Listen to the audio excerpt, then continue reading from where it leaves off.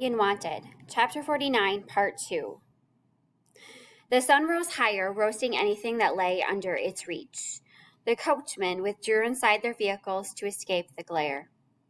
When the young man reappeared, in his hands a rusty motorcycle rolled along the road like a faithful pet.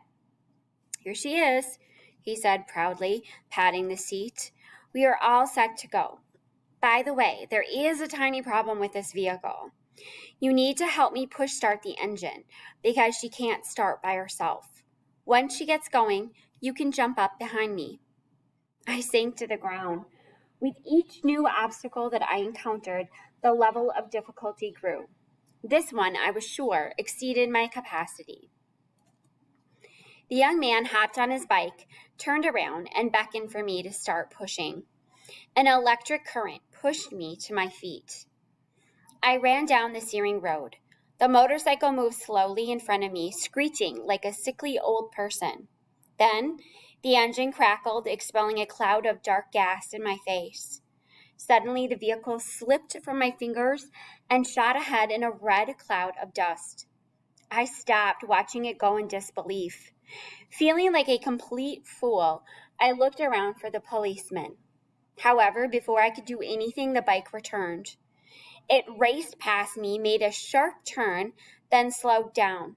Bouncing impatiently on his seat, the young man called out to me, "Hey, what is the matter with you? Why didn't you hop on? Hurry, we don't have much time." I made a flying leap onto the seat. The back of my khaki pants split open, but I didn't care. I grabbed his waist, ducked my head, and held on for all I was worth. He drove me to the front entrance of the compound and screeched to a halt. I glanced at my watch. 11 o'clock. Did I make it on time? 100 yards away, the glass doors to the departure area moved slowly on their hinges in the hands of two guards. The motorcycle driver turned around. His face was filled with warmth. "Good luck," he said. "You better run now."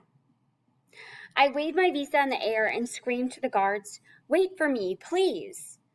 Behind the glass, the guards stopped, looking at one another.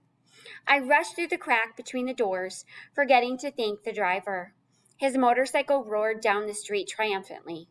Then I heard the gates close behind me.